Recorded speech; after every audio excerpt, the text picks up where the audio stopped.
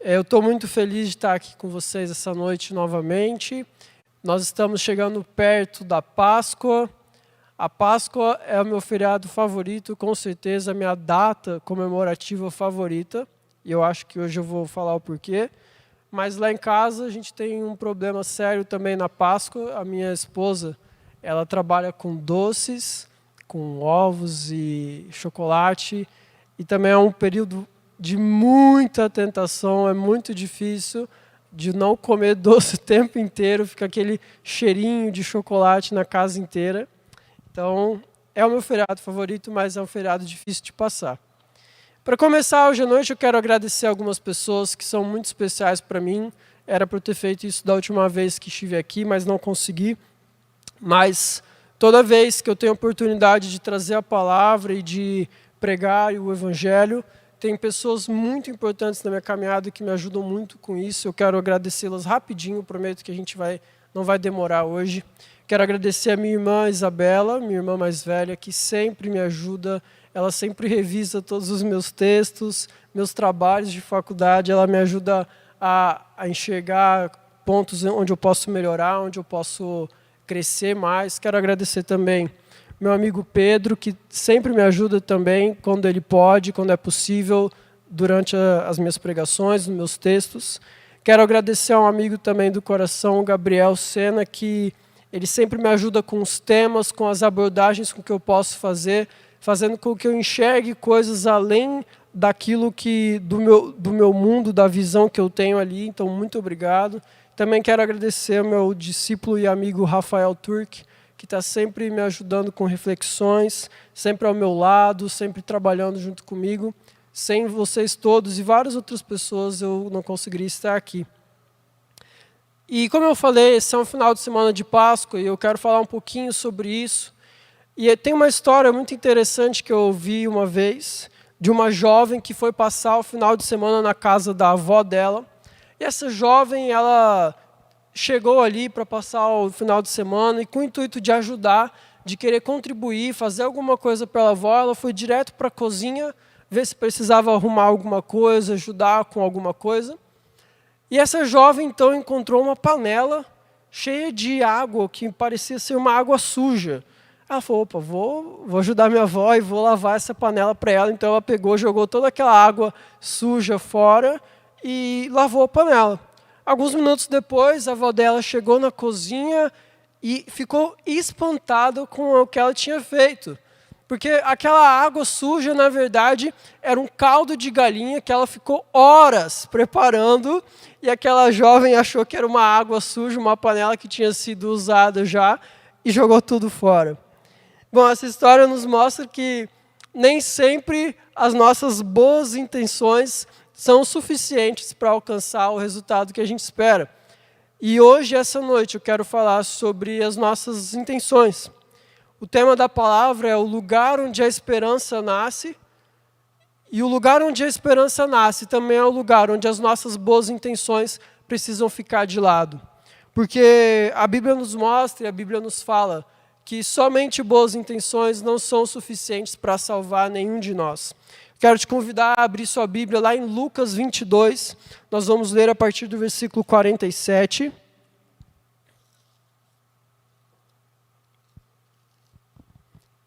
Enquanto você abre a sua Bíblia aí, eu vou falar rapidamente sobre o que estava acontecendo aqui em Lucas 22.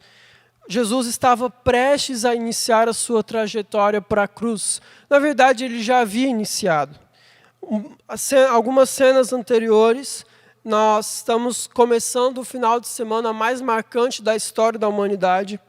Então, um pouquinho antes do texto que a gente vai ler, Jesus se encontra com seus discípulos, ele realiza a ceia do Senhor.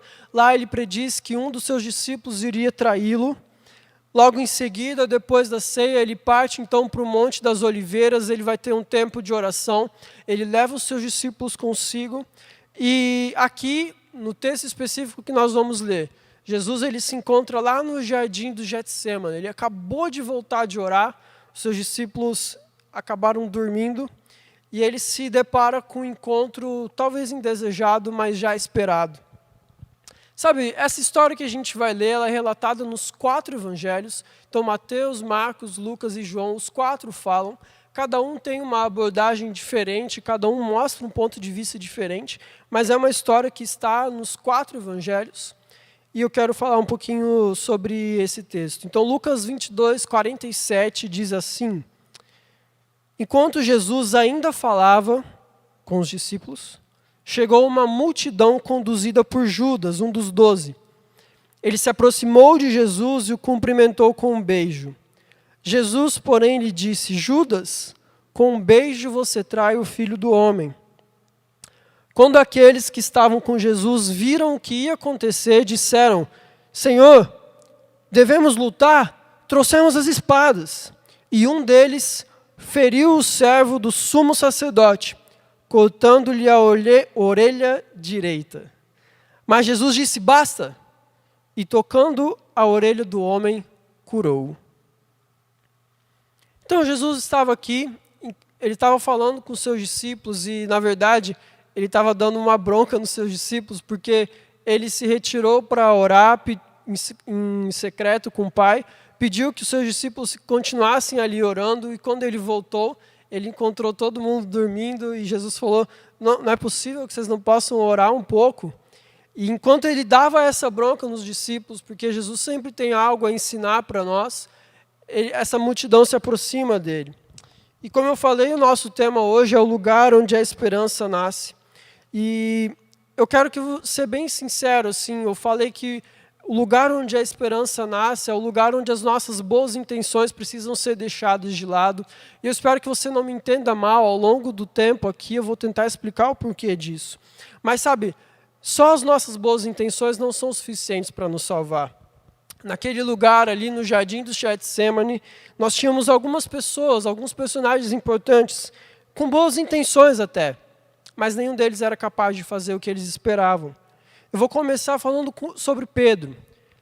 Essa passagem aqui específica de Lucas, ela não fala aqui de Pedro, ela não cita o nome de Pedro.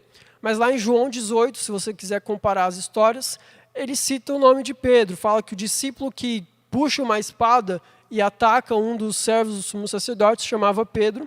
Provavelmente só João relatou isso, porque João foi o evangelho escrito após a morte de Pedro. Então, talvez para não tentar sujar a imagem do Pedro, que era um dos pais da igreja, quem escreveu esses evangelhos de Mateus, Marcos e Lucas não quis falar sobre isso. Mas a gente sabe que é Pedro.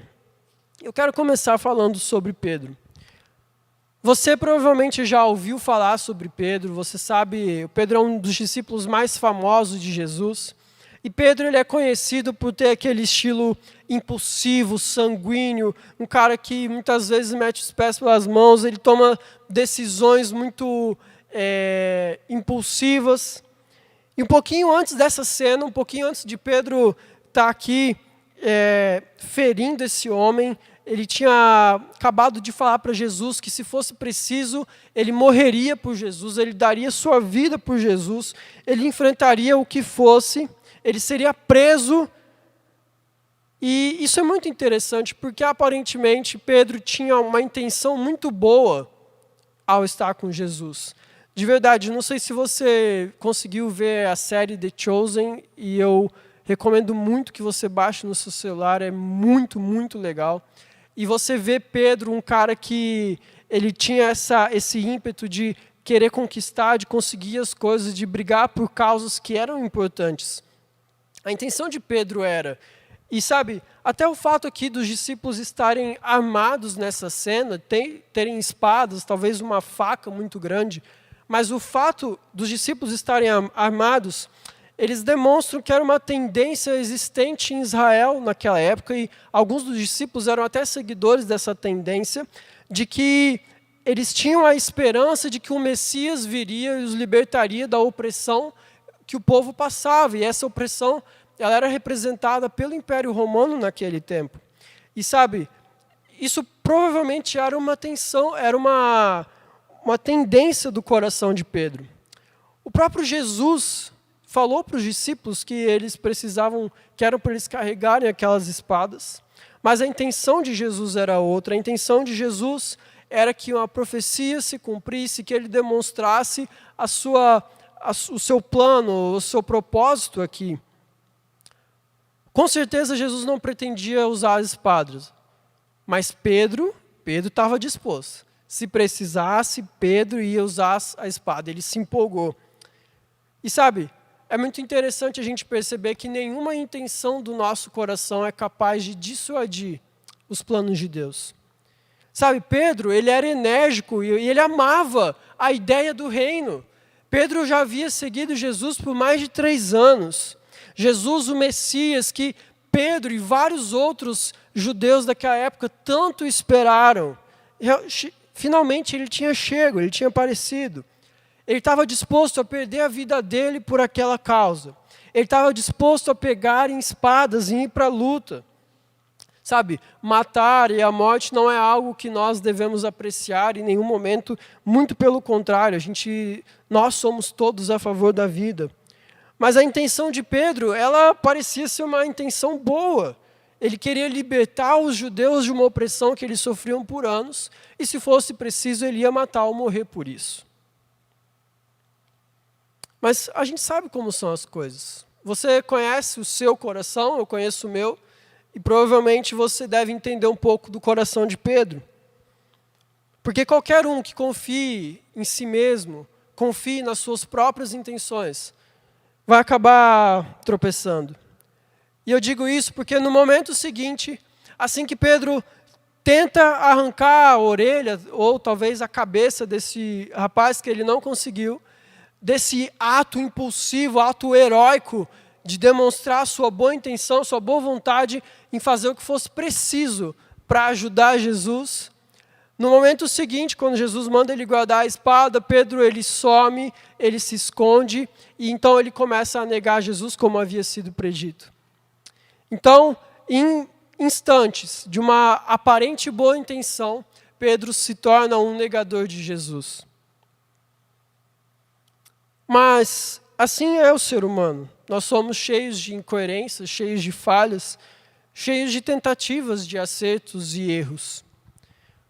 Mas não havia somente Pedro nessa cena. Como a gente leu, uma multidão, homens, chegaram para prender Jesus.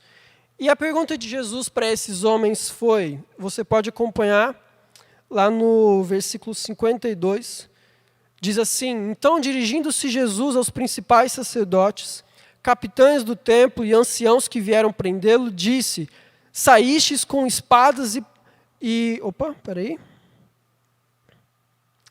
saíste com espadas e varas como para deter um salteador? Diariamente, estando eu convosco no templo, não puseram as mãos sobre mim. Mas essa, porém, é a vossa hora e o poder das trevas.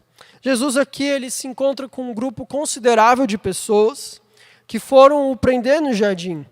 E sabe, é interessante a tentação que nós, como seres humanos, temos de sempre tentar presumir algo, sempre de tentar adivinhar o que o outro está querendo ou a intenção do outro que ele vai fazer.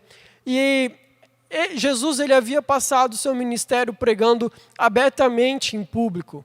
Toda vez que a multidão começava a causar alvoroço, Jesus tentava se afastar daquilo. Jesus não se envolvia em embates políticos. Como ele mesmo falou aqui no texto, ele estava lá no templo, pregando abertamente, falando o que ele pensava, aquelas pessoas diariamente.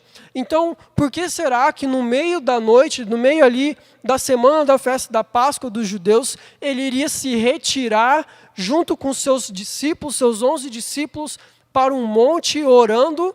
O que levou aqueles homens a pensar que Jesus poderia talvez querer causar um grande tumulto, uma briga, uma rebelião, a ponto de irem com soldados e armas e espadas para prendê-lo? Qual que era a intenção? Como eles poderiam presumir qual era a intenção de Jesus? E assim como Pedro tinha suas intenções e tentava adivinhar o plano de Jesus, esses homens também fizeram a mesma coisa. E dentro desses homens que foram prender Jesus, eu queria destacar um, que se chama Malco. Malco esse nome também aparece na história contada por João, mas eu escolhi o texto de Lucas porque ele tem um detalhe muito interessante. Aqui o texto nos fala que Pedro feriu o servo do sumo sacerdote. Malco, ele era o servo do sumo sacerdote. E quem era o sumo sacerdote? O sumo sacerdote, Caifás, na época, ele era a maior autoridade espiritual sobre os judeus. O homem que o acompanhava, que era um dos seus servos, ele não era somente um soldado. Malco, ele era um servo do sumo sacerdote, e com certeza isso era algo que envolvia grandes responsabilidades, uma grande honra para aquele povo, para o povo judeu. Eu não posso deixar de pensar que Malco, ele estava ali porque ele tinha aparentes boas intenções para a sua vida, para a sua carreira. Chegar ao ponto de ser um sumo sacerdote, de ser um servo de sacerdote, não era qualquer coisa, não era qualquer um que conseguia. Era preciso muito estudo, muita dedicação, muita devoção, muito trabalho. E aparentemente Malco, ele estava totalmente envolvido nisso. Talvez ele nem soubesse que estava do lado errado da história. E eu não quero também aqui ter uma tentativa de presumir o que a Bíblia nos diz, porque o que a Bíblia nos diz é isso. Mas aqui o texto fala que Malco teve a sua orelha curada. E qual será que foi o impacto disso na vida dele? Sabe, alguns estudiosos dizem que a orelha direita, ela tinha uma relação muito importante para aqueles que desejavam viver a vida de sacerdote.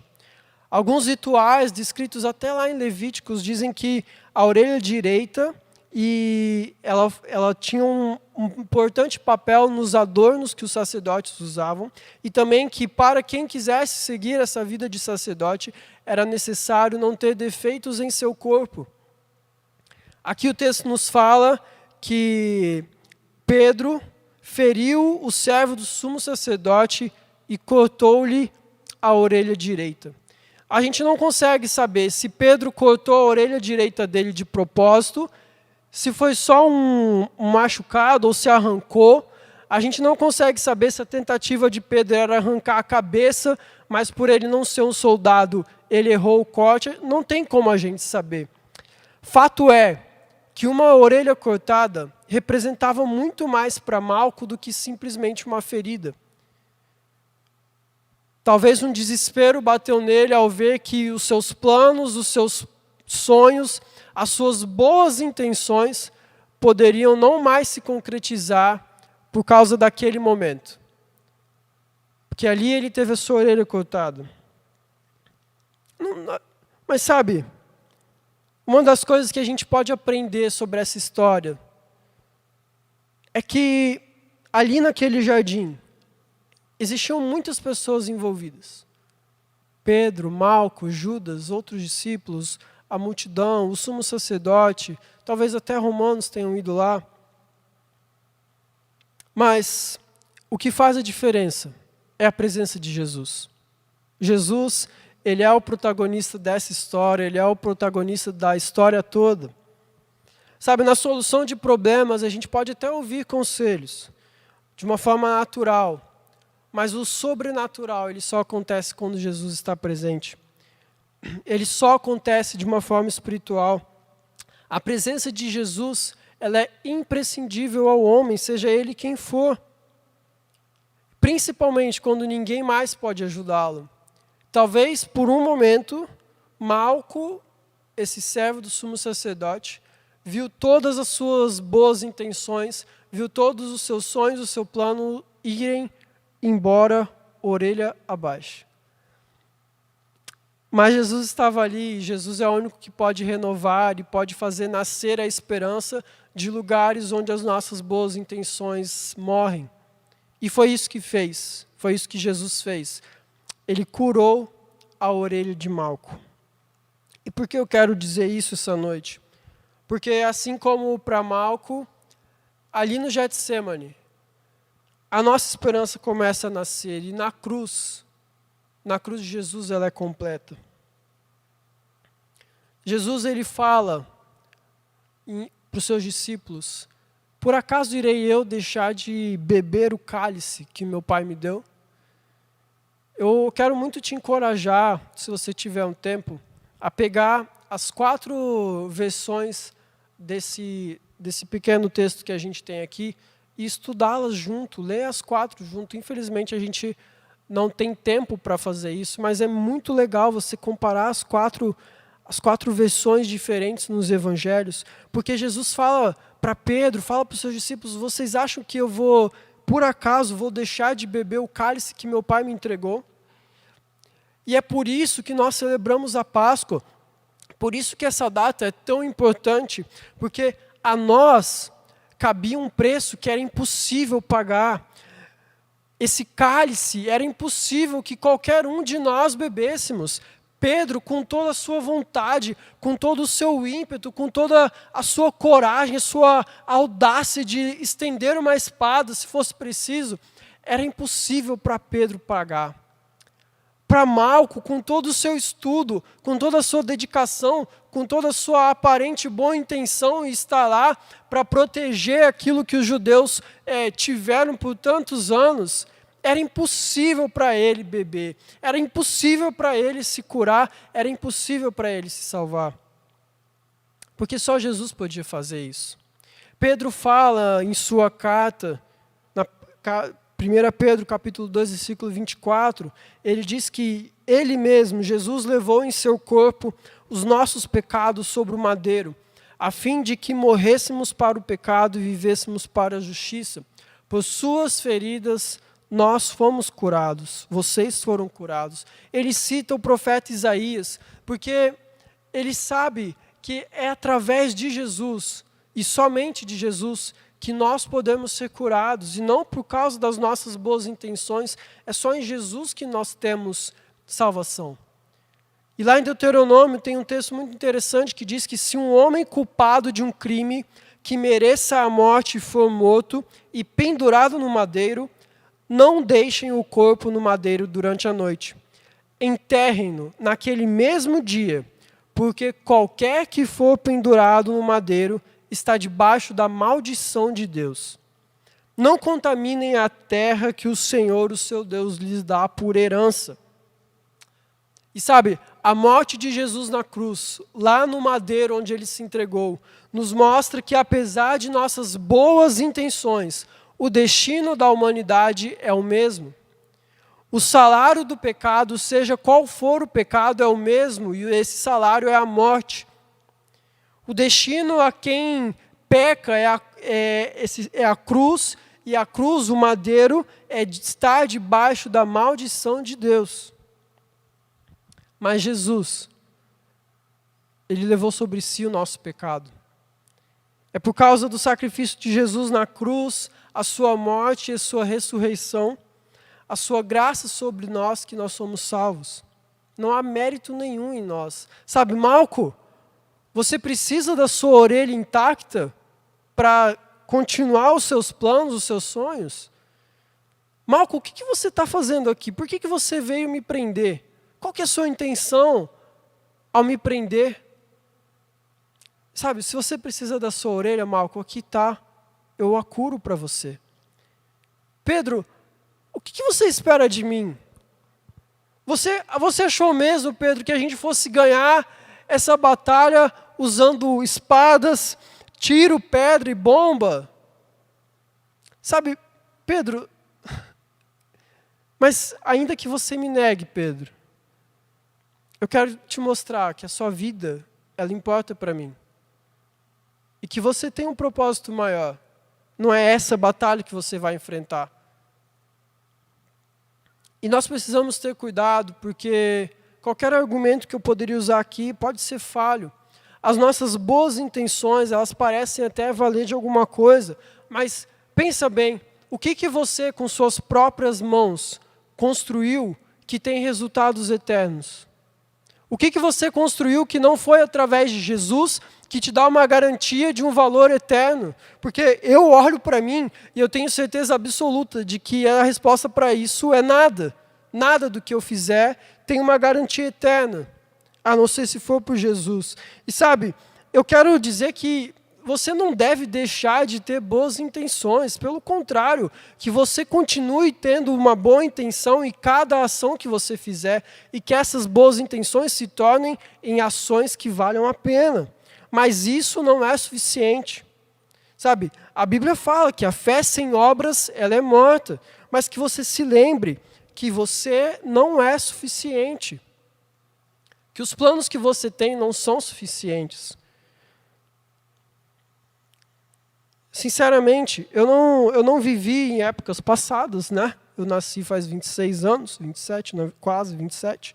Mas parece que a gente vive em um tempo onde existem sistemas de falsas verdades que são mascaradas por boas intenções e as pessoas acabam acreditando nisso. E esses sistemas, eles acabam sendo sistemas que oprimem, sistemas que corrompem o nosso coração. E quem dita o ritmo dessa dança? Como você se posiciona diante dessas situações? Como você tem entendido a régua que você mede o mundo? Porque se essa régua não for Jesus, algo está errado com você. Mas sabe, eu queria poder chegar aqui e ter uma resposta pronta para tudo. E é muito difícil a gente ter. Mas, se eu até agora falei sobre como as nossas boas intenções podem nos confundir, eu quero falar sobre esse lugar, essa esperança que nasce. Em Tito, capítulo 3, do versículo 4 ao 7, diz assim: mas quando se manifestaram a bondade e o amor pelos homens, da parte de Deus, nosso Salvador, não por causa de atos de justiça por nós praticados, não por nossas boas intenções, mas devido à sua misericórdia, Ele nos salvou pelo lavar regenerador e renovador do Espírito Santo, que Ele derramou sobre nós generosamente por meio de Jesus Cristo, o nosso Salvador. Ele o fez a fim de que, justificados por sua graça, nos tornemos seus herdeiros, tendo a esperança da vida eterna. Não por causa de atos de justiça, não por causa das nossas boas intenções, mas pela misericórdia do próprio Deus, pela sua graça, pelo Espírito que em nós foi derramado, pelo sacrifício que Jesus fez na cruz, pela caminhada que começou ali no jardim do Getsemane, eu e você podemos ter esperança. Esperança em uma vida eterna, uma vida que não se resume às limitações que nós temos aqui, mas uma vida de eternidade e plenitude com o Pai. A Páscoa, ela nos mostra que, felizmente, nós não dependemos de nós mesmos ou das nossas intenções para que essa esperança nasça. E como é bom a gente ter uma esperança que não depende de nós mesmos. Paulo diz em Efésios 2:8 que pela graça nós somos salvos, isso não vem de nós, isso vem de Deus.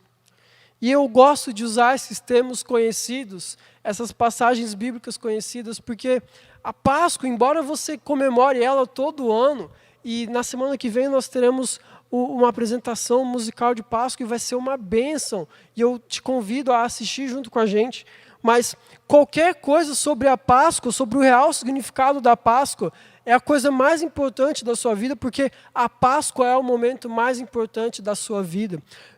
Porque se Jesus tivesse vindo ao mundo, mas Ele não tivesse morrido por nós, o que será que nós teríamos? Talvez um bom exemplo, um mestre que se portava bem diante das pessoas, um mestre que falava bem às pessoas, um mestre que se importava com elas, mas a gente ainda estaria patinando em coisas que nós não podemos fazer, na tentativa de atos heróicos que pelas nossas mãos não são suficientes, na tentativa de seguir planos e carreiras estruturadas a fim de alcançar algo maior, mas esse algo maior só Jesus pode dar. Na verdade, se Jesus tivesse vindo, mas não tivesse morrido por nós, a gente estaria até hoje tentando pagar dívidas que a gente não consegue pagar. Os sistemas de opressão que a gente tenta lutar, que Pedro tentava enfrentar, eles não são vencidos só com boas intenções. Eles são vencidos com o poder de Jesus demonstrado na cruz. Ao vencer aquilo que para todos parecia inevitável e para nós parece ser inevitável, a morte. Mas Jesus venceu a morte. E hoje, eu e você, nós não precisamos ter medo dela. No cemitério das boas intenções, apenas Jesus tem poder para ressuscitar. E sabe, finalizando, se eu puder te encorajar com alguma coisa nesse tempo de Páscoa, nessa semana que está por vir, de verdade, faça o melhor que você puder. Seja o melhor que você puder. Dê o melhor de si em tudo que você fizer. Tente ser o mais parecido com Jesus possível. Mas nunca se esqueça que só você não basta. Jesus basta. Em suas ações, em sua vida, sempre avalie se o caminho que você tem seguido é o caminho que te leva até a cruz. Porque lá é onde Jesus resolve as coisas. Mas se a sua vida está muito tranquila, está muito fácil, você está conseguindo fazer tudo com suas próprias mãos, talvez seja a hora de você reavaliar e ver se você está seguindo o mesmo caminho que o nosso Mestre, que o nosso Salvador, que o nosso Redentor seguiu. Eu gostaria de orar com você nesse momento. E eu espero que de coração, que o sacrifício que Jesus fez na cruz seja recompensado por cada um de nós, pelas nossas vidas. Que a gente faça o que for preciso, mas que a gente nunca deixe de deixar que Jesus faça o que é realmente necessário. Pai, eu quero te agradecer porque o teu sacrifício na cruz por nós é tudo, Deus. O Senhor entregou a sua vida por nós e hoje nós estamos aqui. Nós podemos celebrar isso, nós podemos entender isso, e não de uma forma talvez tão clara, mas, Deus, na loucura que é a mensagem da cruz, nós encontramos vida, vida plena e vida eterna, Pai. Deus, não deixe nunca que as nossas boas intenções nos enganem. Não deixe nunca que as nossas boas intenções nos façam acreditar que nós podemos conquistar algo na nossa própria força, Deus. Nós queremos sempre, sempre, sempre depender de Ti, Jesus. Nós queremos sempre olhar para a cruz e lá encontrar o nosso alvo, encontrar a nossa salvação, encontrar a nossa esperança, encontrar o sentido da nossa vida, Pai. Porque quando o Senhor morreu e ressuscitou, ali começou tudo para nós. Ali onde foi o fim, também foi o começo para nós. E nós somos gratos, Deus. E queremos viver assim todos os dias da nossa vida, Pai. Fazendo com que o Senhor receba a recompensa do teu sacrifício. E não por nossa própria força, nosso próprio mérito. E nem pelas nossas boas intenções. Mas porque o Senhor gera em nós a esperança. O Senhor gera em nós a esperança da vida eterna. Muito obrigado. Em nome de Jesus que nós oramos. Amém.